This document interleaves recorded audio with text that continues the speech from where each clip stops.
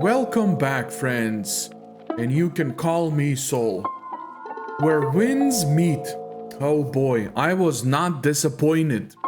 If you missed it, I streamed this game live starting from the moment it came out. No. Worried on my account? Don't be. The cowards probably wouldn't dare. Oh, but looks like they did dare. Don't worry though, if you didn't catch it, because I'll also post the whole stream footage on the YouTube channel here. So yeah, it'll be more crude than my other videos, because it'll be likely either very little edited or non-edited, because it's a stream. That's the whole point. If you want to see the stream as it happened, how it happened live, it'll be there. But we will definitely keep playing this game, making videos on it, streaming it, so stay tuned. It'll be tons of fun.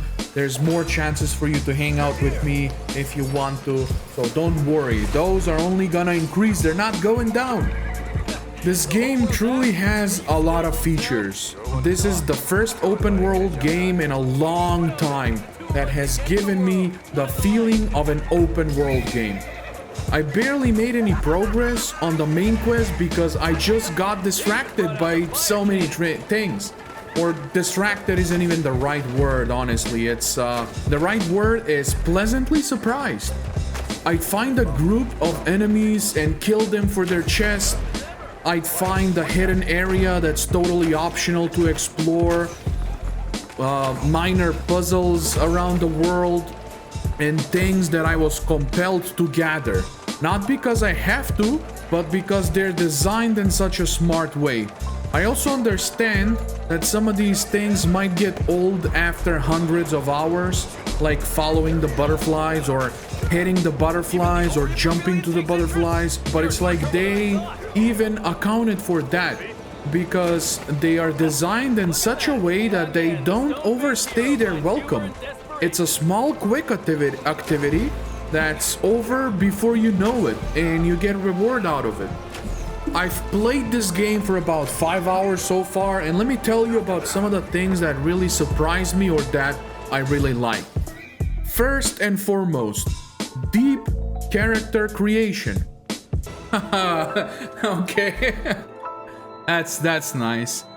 Realistic, elegant.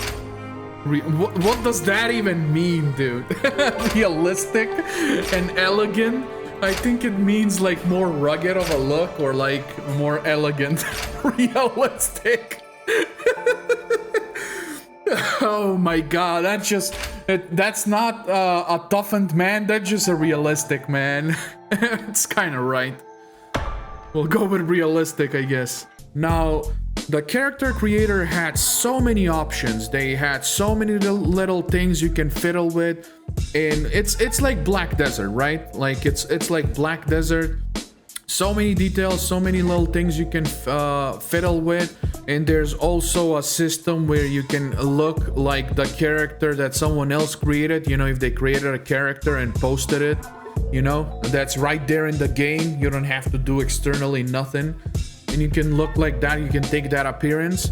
Or what surprised me, something that I've never seen before, the create a character with voice or with your picture. Now, unfortunately, I don't know why these two things did not work for me on the stream.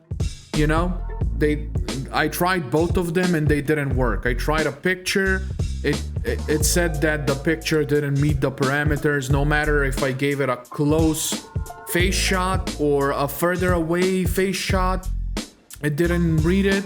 And then no matter what I said or how I said it or how I recorded it, it said that you know, it's missing parameters, or what did I say? I don't remember, but they weren't quite working for me for some reason, and I didn't want to waste too much time on the character creation, so I just made a character manually, you know, the good old-fashioned way. But that's amazing, dude. That's amazing.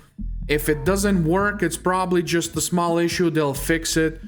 But yeah, I can't wait. I might create a character just to see like what it gives me. I'm curious to see what it gives me when I speak with my voice. And when I give it a picture, I'm curious to see what kind of character it draws up for me. But yeah, the deep character creation is amazing. I've never been much on creating characters. Like I don't fiddle with every single detail. I mostly just go with the body shape, the hairstyle, the eyes, and that's about it. I don't fiddle with the cheekbones and the nose, but all of that is there if you wanted to, and that's good. Okay, that's what we need. We need a game that has something for everybody. Just because I'm not a type of person that gets stuck, gets like hung up on the character creator for hours, doesn't mean that there aren't people like that, and more power to those people. I support those people, more power to them, let them have their fun. For me, the gameplay has a little bit more of a focus, but that doesn't mean I don't like to be immersed, and I always like to have options. The more options in the game, the better. Good designed options. The next thing is good cinematics and immersive story. Okay. Parry. Get parried.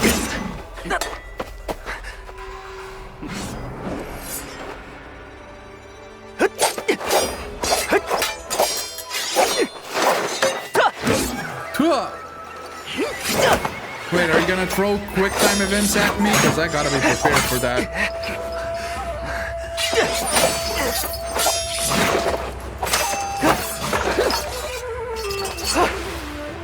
Oh no, my emblem.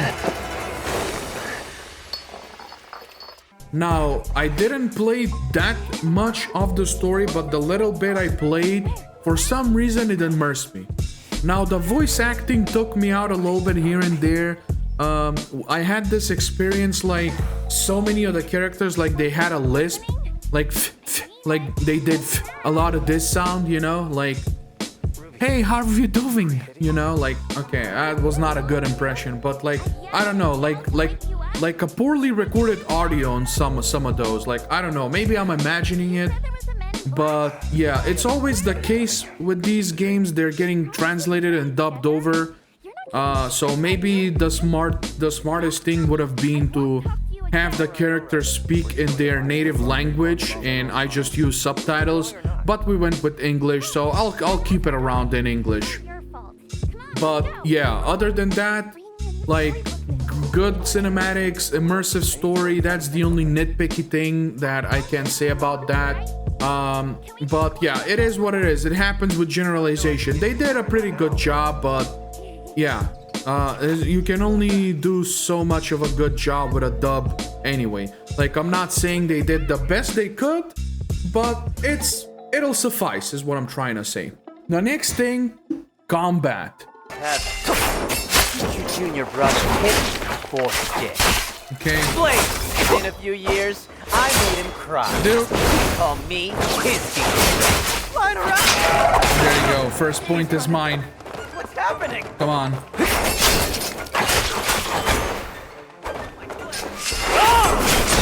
Oh shit. Okay. Okay, dodge that. Okay, come on. There we go. We're in the lead. We're in the lead. Breaking snow. No, I dodged that, dude.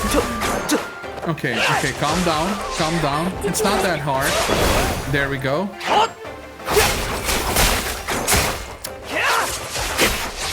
Dude, he has so much reach. My win. Breaking snow. Leave me alone. Okay. We're equal. Get buried, bitch, on the ground. My win. Get played. There you go. That's how you do it.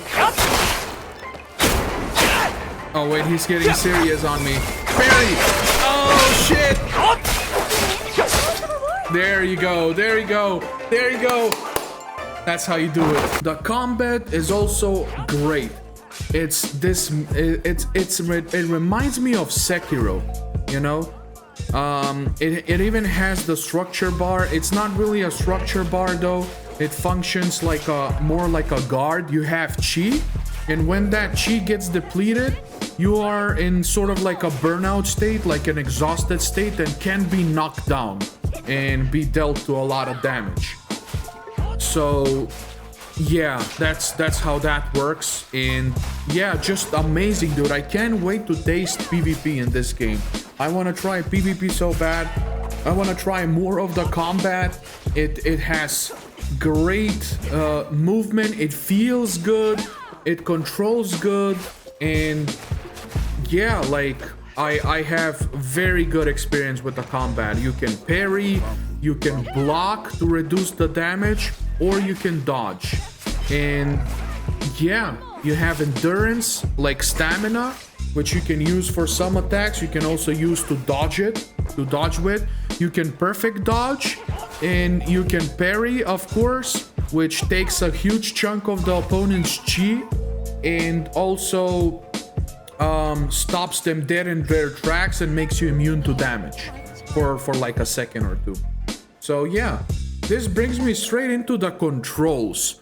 The controls are amazing. I just touched on them in the combat.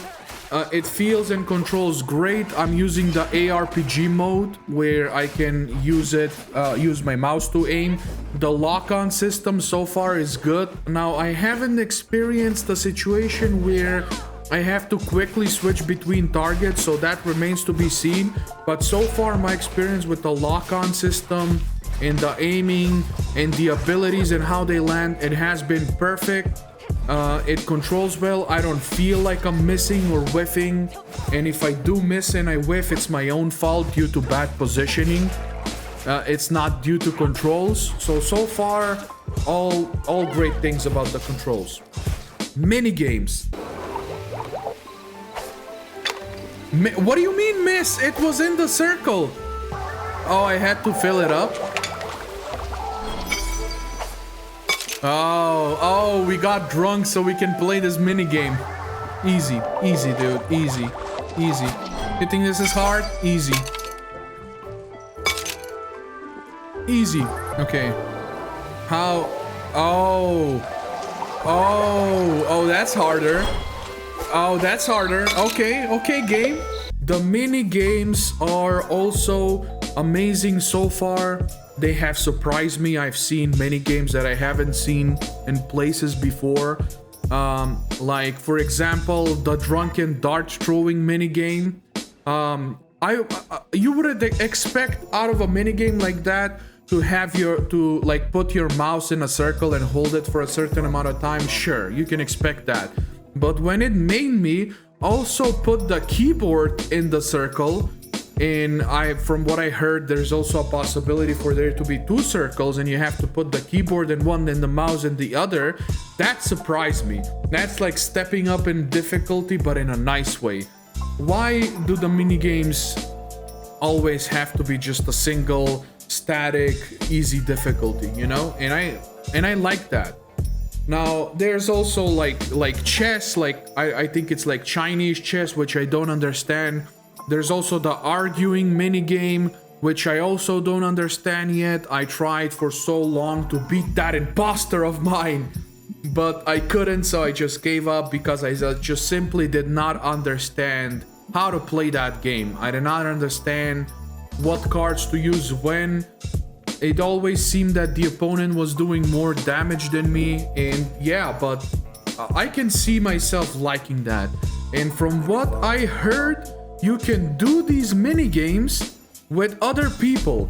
And if that's true, man, I would enjoy social guilds in this game. There's so many social activities to do. You can go gather, you can go explore, you can play chess, you can play the drunken game, you can play wrestling from what I see. The sparring game, can you play that with others? If you can, dude, like, amazing. The sparring game is not about beating your opponent or killing them, it's about knocking them down 5 times. Whoever knocks someone down 5 times, they get to win. There's also a mini game for hunting like flying birds, which maybe you can do with other people too. If you can do all of these with other people, which I've heard that you can, amazing, dude. Like, I have no words. I can't wait to experience communities in this game and other players. That brings me to the open world. The open world is amazing. The open world is, all I gotta say about the open world is, a lot of games have open worlds, but the open world is really like, just like a background thing, you know? There's an open world, you can walk around, but there's nothing to find, nothing to do. Or even if there is, it's not worth it, it's not satisfying, it's not good.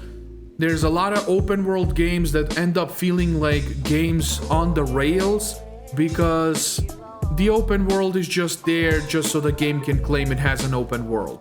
But here, the open world is actually an open world. Like, all the things are available.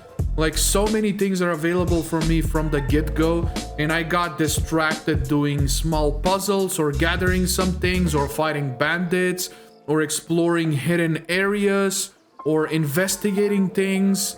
Like, it's amazing. The open world so far, amazing. That brings me to mobility. I made the bridge fall down. It's okay, I can How jump. will you get over here? I'm a martial artist, man. I can jump. Oh, quick time. You can do that? Then I can do it too. Sure you can, Hero and Ruby.